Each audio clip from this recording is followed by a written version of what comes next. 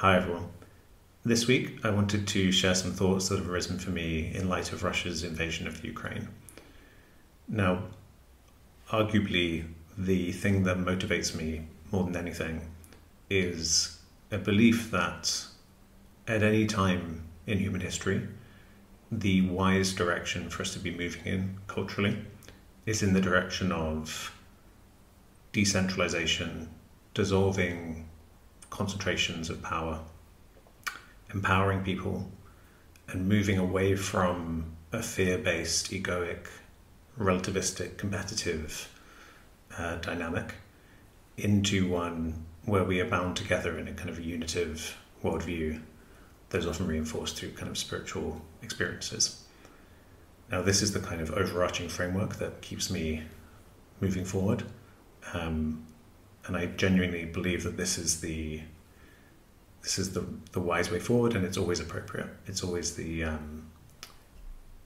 wisest route to go down, given that what we've seen in human history over the last several thousand years is an unconscious tumbling down the relativistic, egoic rabbit hole, which seems to be very easy for us to do. It's very easy for us to compete and to engage in conflict and want to control things through technology and symbolic thought and all these different ways. And that's an aspect of what we are as living systems. But there is also this interdependent, mutual aid, supportive aspect to what we are.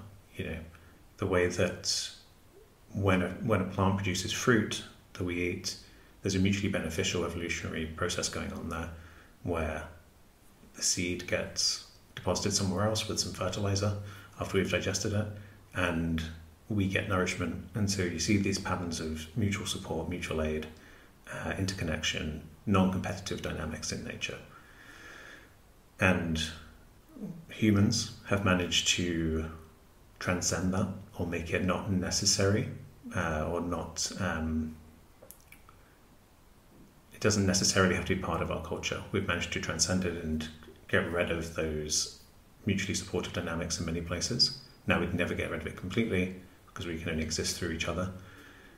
But we have tumbled down this direction of prioritizing control in the form of technology, conflict, resource plundering of the earth.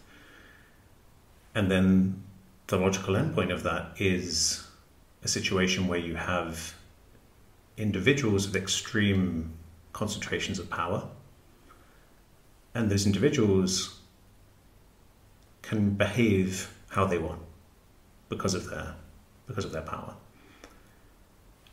And when we see someone like Putin invading a sovereign state like Ukraine, it's understandable that a reflex reaction might be to feel like thinking in idealistic ways about how the human race can move into a better situation, how we can try to transcend these constraints that we're currently living with, how we can try and evolve in a positive way.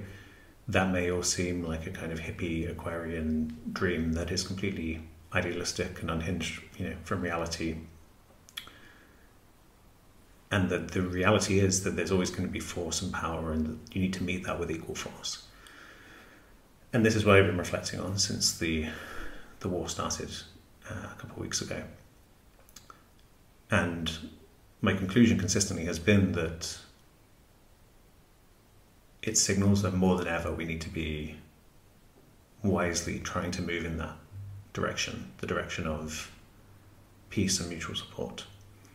Now, obviously, I'm sure everyone watching this, listening, agrees that peace is desirable. The question isn't whether we ideally should be moving there. The question is whether it's plausible, feasible, or whether we're stuck in this situation. Now, it could be that humans are in a situation where we've developed systems that concentrate power so much that actually we never will get out of this situation, and maybe we're destined for World War III and nuclear Armageddon. That's all on the table. But there's always a possibility for catastrophe. And as a result, it's always wise to be working against it, even if it seems futile. Same goes with climate change. Now, the perspective that I come from is one where a crucial foundation of doing any effective work in the world, or just being an effective or wholesome and non-toxic part of human society, is to try to become grounded in yourself, try to own your own emotional dynamics. And in recent years, we've seen more and more people access this way of being through psychedelics and discovering these very grounding, unitive states where you realize your unity with the natural world and with others. And that's the initial foundation. And from there, there's a sense of coming from a place of peace and then thinking, well, what am I going to spend my time on? I may as well try to help. Now, from there, you're not acting in an attached, neurotic way where you've decided what has to be the conclusion and you need to make it happen. If you do that, sure, then you'll become frustrated by the possibility that we'll never find global peace. But if you come from this grounded place, it's a being of service to whatever is of value to you. And I do think that peace and the absence of human suffering is a universal trait that humans value. Even psychopaths and sadists, I think, my speculation is that if you were to take down the neural machinery with something like a psychedelic that mediates the ego and fear and all of those processes, it seems well attested to, particularly in kind of Eastern religions, that, and actually also Christianity, that when you lay the mind bare, there is this universal compassion, love aspect. And I notice in my own experience as well. So I think this is something we all want. So if you can be of service and try to devote yourself to moving in this direction, then I think that's always a wise thing to do, even if we're pessimistic about the possibility that it can help. Now, talking about being pessimistic or optimistic is kind of a goal-directed way of thinking, where you're trying to solve a problem. And actually, that's not quite how I'm approaching this. It's more about understanding that human culture, the software of human culture runs on us as the hardware. We are the transistors that runs the computer program of human culture. And so if we start behaving in a different way, if we start feeling ourselves to be different in the world and responding appropriately, then culture changes. And so it's more about, when I talk about offering yourself in service to goals like this, it doesn't have to be that you sign up for organizations and you change your job and do this kind of thing.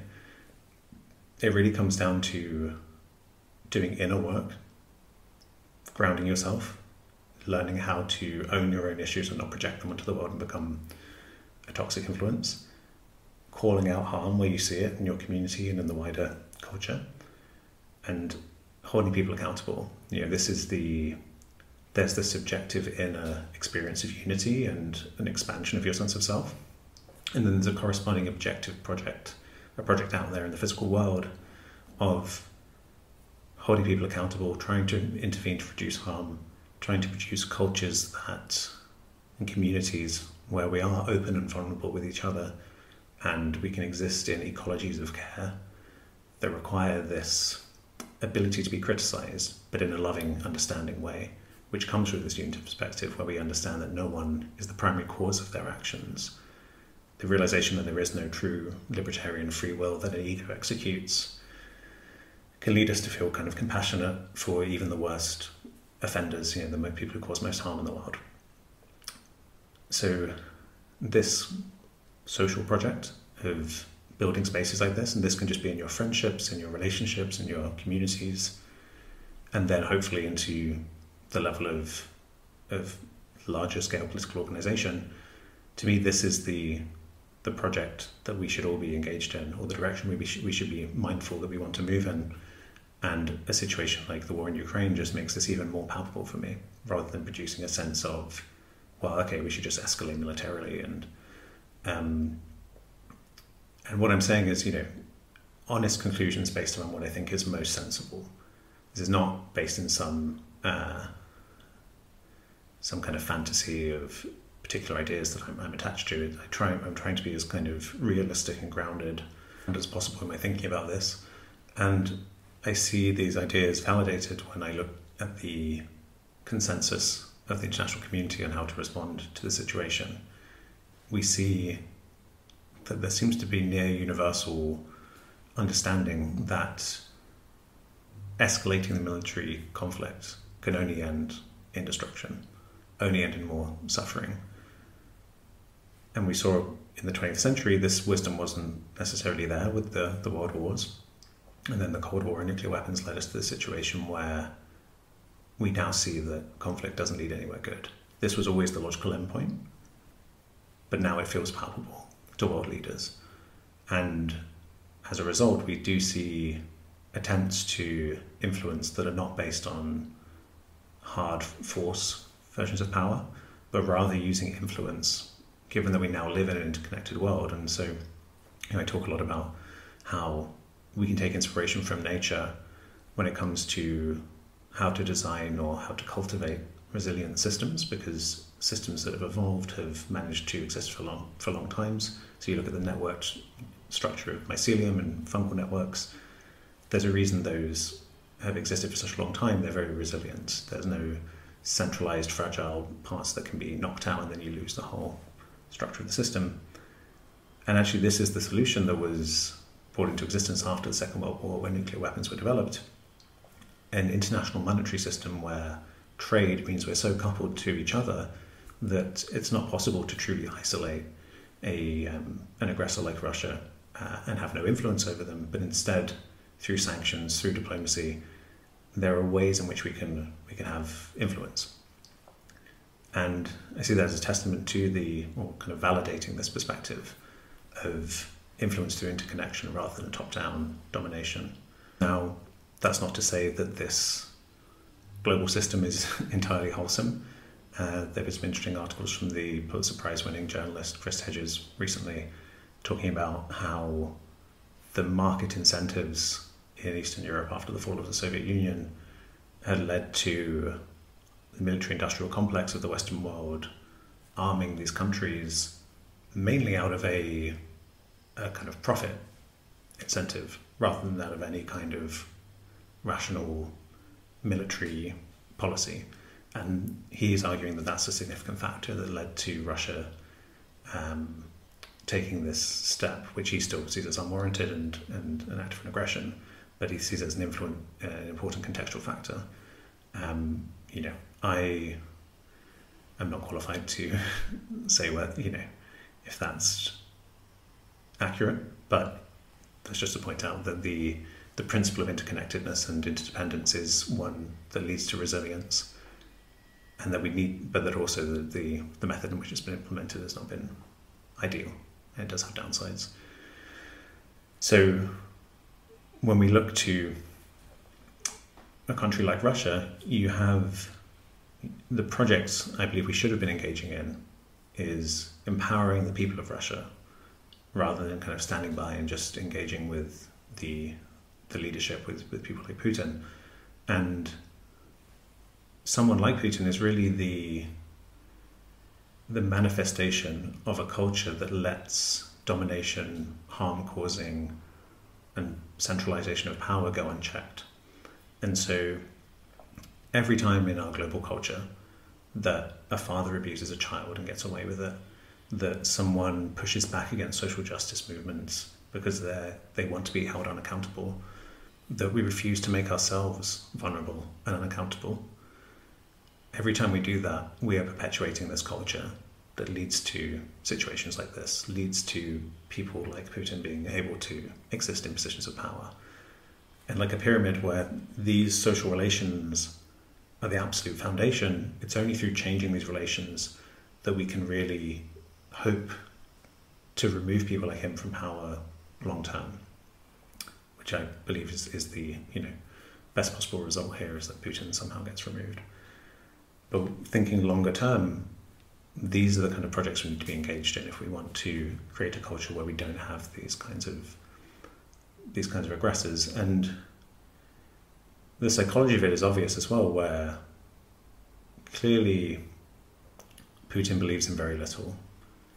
He seems to be something of a nihilist who just believes in his own power. This seems to be, the philosophy of all of the oligarchs that took the wealth of the Soviet Union after it collapsed.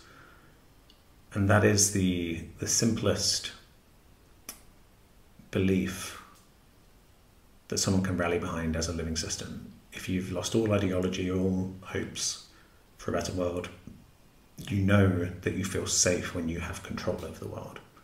And so technology, concentration of power through coercive systems like capital, these are things that resonate with people, especially when they're wounded and they're in positions of they feel fearful and they just want to control the world. And clearly he's far down that route of egoism, narcissism, psychopathy, to be able to witness the vast killing of children, civilians, and to find that tolerable for his own personal gains as to how he's choosing to live his life. And so it's only through this kind of all hands on deck approach to creating a culture where it's participatory every day. It will require that level of engagement, I think, to change things so this doesn't keep happening. And the positive thing is that could initially sound like a lot of work that people don't want to do, but actually humans find it rewarding and effortless to be in social connection with each other when it's not toxic and harmful. This is what we do. You know, anthropologists can see this in cultures all over the world. We spend time in community, talking about things, resolving things. It's who we are. And instead we're now caught up in international globalized games of production to create more concentrated power for individuals. And we've lost this way of being where we exist in communities primarily centered around care and the cultivation of peace. Now, I don't know if we can get back there, but I know that's the direction that makes sense. And that the way to get there, or the way to attempt to move there, and to succeed to move there, even if one person engages in healing work and then becomes less reactive, more capable to be vulnerable and held accountable and open to others, that is a move in that direction. So this is a process. It's not as I said, a problem-solving thing where we'll either win or we won't win when it comes to this game. It's an ongoing process of how we live our lives. So please don't let recent events make you disillusioned, nihilistic, and think that there's no point in engaging in this work. It will benefit you, it will benefit those around you, and if enough people do it, it will benefit humanity as a whole. Thank you for listening.